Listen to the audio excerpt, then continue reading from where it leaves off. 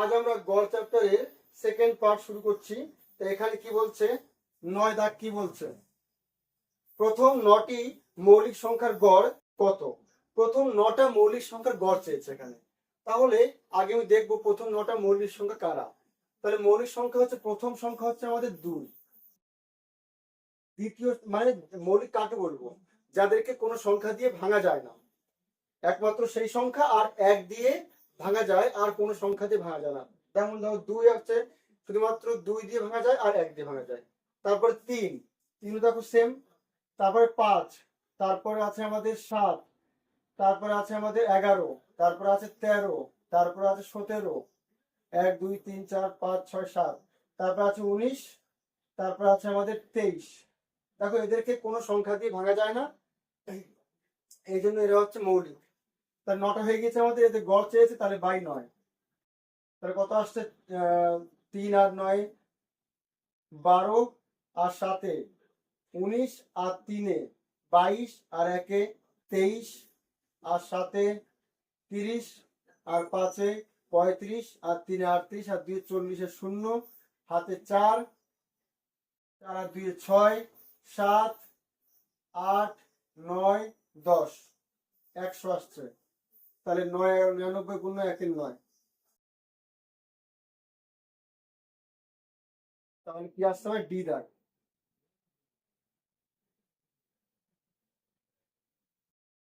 10 দাগ বলছে পরপর 5টি জোড় সংখ্যার গড় 10 হলে মাঝের সংখ্যাটি কত। পরপর 5টি জোড় সংখ্যা, ওদের গড় দিয়েছে 10। তাহলে পরপর 5টি জোড় সংখ্যা কেমন হবে, একটা এক্স আর একটা এক্স প্লাস 2 জোড় সংখ্যা হলে কি মাঝে গ্যাপ কত হবে, 2 2 করে হবে। তাহলে একটা এক্স হলে তার আরেকটা এক্স প্লাস 2, তারপর একটা এক্স প্লাস 4, তারপর একটা এক্স প্লাস 6, তারপর একটা এক্স প্লাস 8। এদের গড় বলে দিয়েছে ওরা, এদের গড় বলে দিয়েছে কত, 10। তাহলে সমষ্টি কত হবে, 5 ইন্টু 10, এটা সমষ্টি হবে। তাহলে এদিকে কি আসছে, 1 2 3 4 5টা 5x, আর এদিকে 2 আর 4 6, আর 4 আর 6 12, আর 8 20 ইকুয়াল টু 50, বা 5x ইকুয়াল টু 30 আসবে বিয়োগ করলে, that is x equal to 6 আসছে। মাঝেরটা চেয়েছে, অর্থাৎ এইটা চেয়েছে মাঝেরটা। তাহলে x প্লাস 4, অর্থাৎ মাঝের সংখ্যা হচ্ছে আমাদের 6 প্লাস 4 অর্থাৎ 10। 10 দাগ, ডি।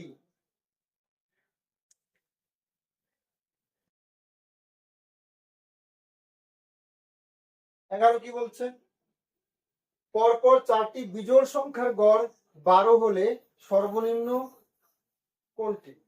তাহলে এটা আমরা আগেরটার মতোই করবো। বিজোড় সংখ্যা দেখো মাঝের গ্যাপ 2 2 করে, দেখো 1 3 5 মানে 2 করে গ্যাপ। তাহলে আমরা এখানেও তাই করবো, একটা প্রথমে যদি x হয়, তারপর নিশ্চয়ই এর থেকে 2 বেশি হবে, x প্লাস 2 হবে, তারপরটা কত হবে, x প্লাস 4 হবে, 2 2 করে বাড়বে, তারপর একটা x প্লাস 6 হবে। দ্যাট ইজ এদের সমষ্টি তাহলে কত হবে, গড় বলেছে 12, তাহলে সমষ্টি হবে 12 ইন্টু 4, বা এ 4x আসছে, 4 আর 2 6 6 12, আর ওদিকে 4 12 48, বা 4x ইকুয়াল টু 48 বিয়োগ 12 36, বা x ইকুয়াল টু 4 নং 36।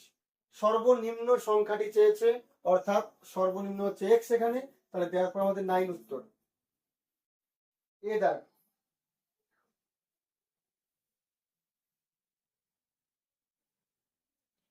12 কি বলছে, একটি ছাত্রের 10টি পরীক্ষায় নম্বরের গড় 80, সর্বোচ্চ ও সর্বনিম্ন নম্বর না ধরলে গড় হয় 81।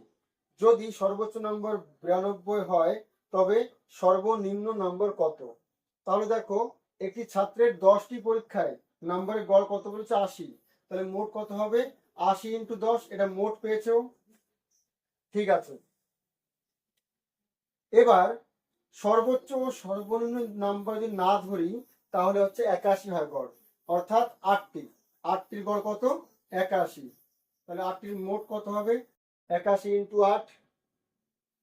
আচ্ছা, এরপরে কি বলছে, যদি সর্বোচ্চ নাম্বার 92 হয়, তাহলে এখানে 10টা নাম্বার আছে, এখানে 8টা নাম্বার আছে, তার সঙ্গে সর্বোচ্চ নাম্বার 92 যোগ করে দিচ্ছি।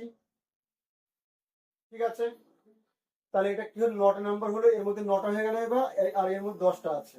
তাহলে আমি যেটা বিয়োগ করে দিই এর থেকে এটা, তাহলে কিন্তু আমাদের যেটা সর্বনিম্ন পড়ে আছে সেটা বেরিয়ে আসবে।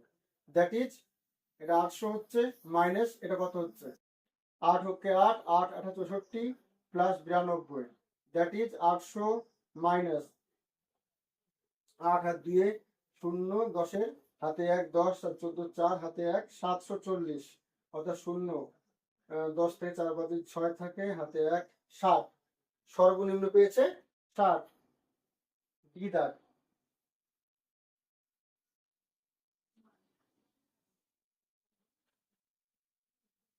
13, এখানে কি বলছে, 6টি সংখ্যার মধ্যে প্রথম 5টির গড় 36 এবং শেষ 5টির গড় 33, প্রথম ও শেষ সংখ্যার অন্তর কত?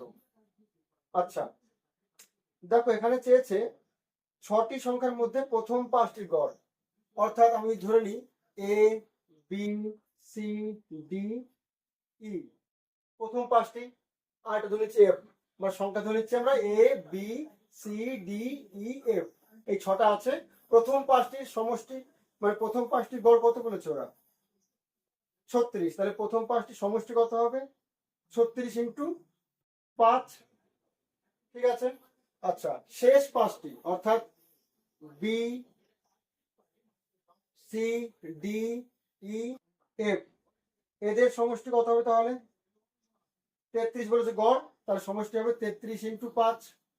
আচ্ছা আমি যদি এদিকে বিয়োগ করে দিই, তাহলে দেখো এ পড়ে থাকবে এখানে, আর সব কেটে যাবে, এখানে সব কেটে যাবে, দেখো কারণ চিহ্ন পাল্টা সব কটা, তাহলে সব কেটে গেল, খালি মাইনাস এফ পড়ে থাকবে। আর ওদিকে 36টা 5 থেকে 33টা 5 বাদ, অর্থাৎ 3টে 5 পড়ে থাকবে, অর্থাৎ এ মাইনাস এফ সমান 15। তাহলে প্রথম আর লাস্টের অন্তর 15 আসছে আমাদের। ডি দাগ।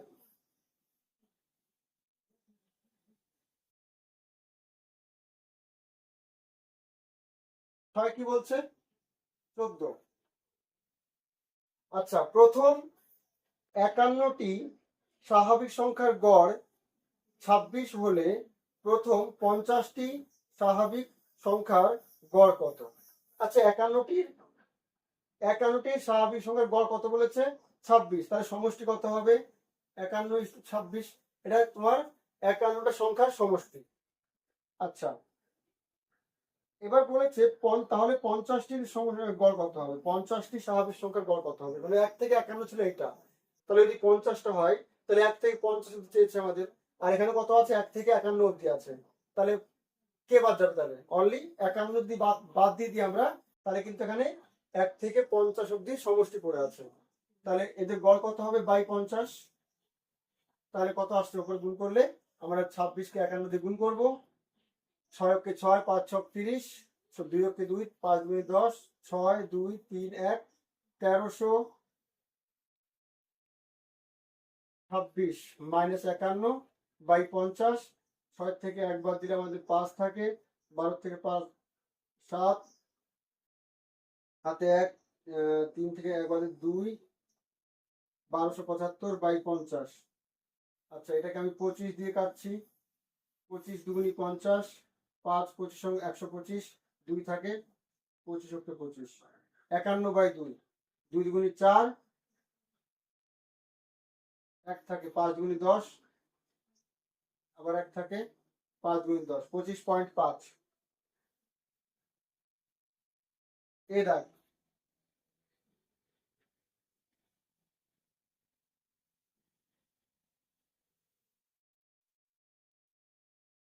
15টা কি বলছে, একটি ক্লাসের 24 জন ছাত্রের গড় বয়স 14.5, 13.5 বছর গড়যুক্ত আরো 6 জন ছাত্র ওই ক্লাসে ভর্তি হলে এখন সমস্ত ছাত্রদের গড় বয়স কত? তাহলে দেখো 24 জনের গড় কত বলেছে, 14.5, তাহলে ওদের সমষ্টি কত হবে, 24 ইন্টু 14.5, সিম্পল একেবারে। এবার কি বলছে, 13.5 বছর গড় যুক্ত আরো 6 জন ভর্তি হলো, তাহলে ওদের সমষ্টি কত হবে, 13.5 ইন্টু 6, এরা 6 জনের সমষ্টি, এরা 24 জনের সমষ্টি, তাহলে যোগ করলে মোট 24 আর 6 30 জনের সমষ্টি এখানে। তাহলে এখন গড় কত হবে? বাই 30 হবে। তাহলে 24 ইন্টু এইটা কত হবে? 14.5 ইন্টু 24, 5 6 4 5 20, 0 হাতে 2, 4 4 16 আর 2 18, হাতে 1, 4 অক্ষে 4 আর 1 5, 5 দুগুণে 10 0 হাতে 1, 4 দুগুণে 8 আর 1 9, 2 অক্ষে 2। তাহলে দাঁড়াচ্ছে 0 8 5 আর 9 14, 4 হাতে 1 3 দশমিক 348 আসছে এটা আমাদের। আর ওইটা কত আসছে? 5 6 30 0 হাতে 3 হাতে 3 3 6 18 3 21 1 হাতে 2 6 6 2 8 81 আসছে আমাদের বাই 30।